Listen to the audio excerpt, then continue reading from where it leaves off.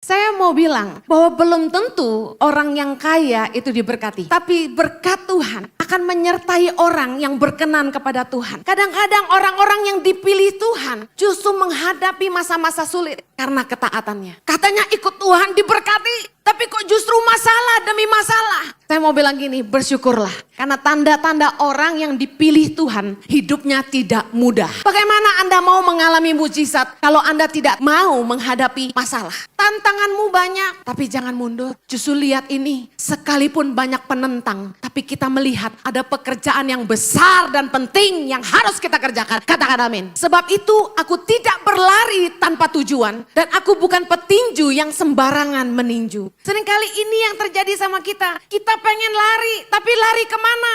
Kita mau semangat, tapi semangat untuk apa? Semua orang ingin dipakai Tuhan, tapi apakah kita mengerti yang Tuhan mau apa? Tujuan Tuhan buat kita apa? Tema gereja bulan ini adalah bagaimana kita tetap melayani di tengah tantangan. Saya ingin bicara tentang a life champion, tentang pemenang kehidupan. Saudara, setiap orang akan mengalami masa-masa sulit dalam hidupnya. Tapi setiap orang bereaksi berbeda ketika masa sulit itu datang menghampiri mereka. Saya ingin beritahu bahwa penyertaan Tuhan tidak selalu ditandai dengan berkat keuangan. Penyertaan Tuhan tidak selalu ditandai dengan kekayaan. Saya mau bilang bahwa belum tentu orang yang kaya itu diberkati. Saudara, banyak orang kaya yang anak-anaknya tidak bisa diandalkan. Ada yang malah terlibat narkoba, yang rumah tangganya malah berantakan. Tapi ada orang yang tidak kaya, tapi anak-anaknya lulus sekolah semua. Jadi sarjana semua, jadi dokter semua. Nah, Anda mau bilang penyertaan Tuhan adalah kekayaan. Saya sudah lihat sendiri, kekayaan bukan salah satu tanda aja. Tetapi berkat Tuhan akan menyertai orang yang berkenan kepada Tuhan. Sekalipun kita harus melewati masa-masa sulit dalam hidup kita. Melewati tantangan-tantangan, saya mau bilang ini. Selalu ada penyertaan Tuhan ketika kita bisa tetap bersuka cita di tengah tekanan. Ketika kita tetap bisa menjaga damai sejahtera di tengah-tengah masalah.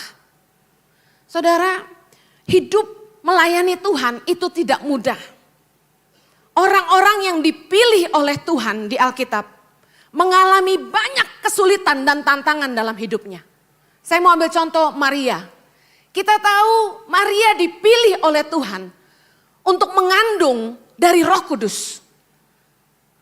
Pada zaman Maria tidaklah mudah untuk menceritakan kepada orang bahwa dia mengandung dari Roh Kudus. Apalagi zaman sekarang. Tahu-tahu ada anak gadis belendung perutnya. Terus dia ngomong gini, dari Roh Kudus. Saya mau kasih tahu, gak gampang.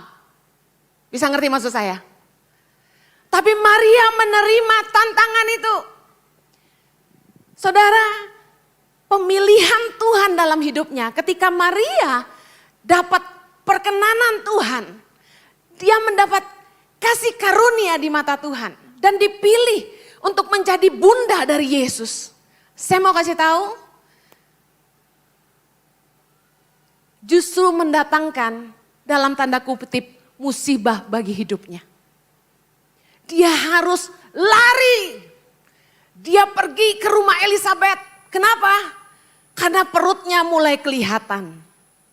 Kalau dia tidak lari, orang-orang akan bunuh dia. Kemudian saudara tahu, kalau saudara pernah ke Israel, Maria duduk di atas onta atau kuda. Dia duduk dengan perut besar, jalan di padang gurun berhari-hari lamanya untuk cari tempat lari. Gak mudah, dia lewati kesulitan. Kadang-kadang orang-orang yang dipilih Tuhan justru menghadapi masa-masa sulit karena ketaatannya.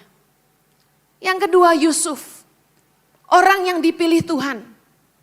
Yusuf gak pernah hidup gampang, saudara. Kalau saudara tahu firman Tuhan, Yusuf dari masa remajanya hidup susah terus.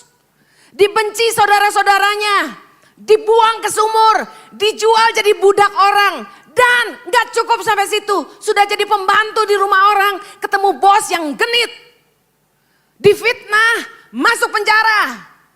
Gak selesai sampai di situ, dia dilupakan sama temannya.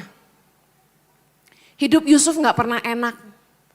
Tapi itulah cara Tuhan untuk membawa Yusuf kepada rencananya yang sempurna. Kalau mau jadi penguasa atas Mesir dengan jalan biasa-biasa, Yusuf harus jadi S1, S2, S3, S4, S teler.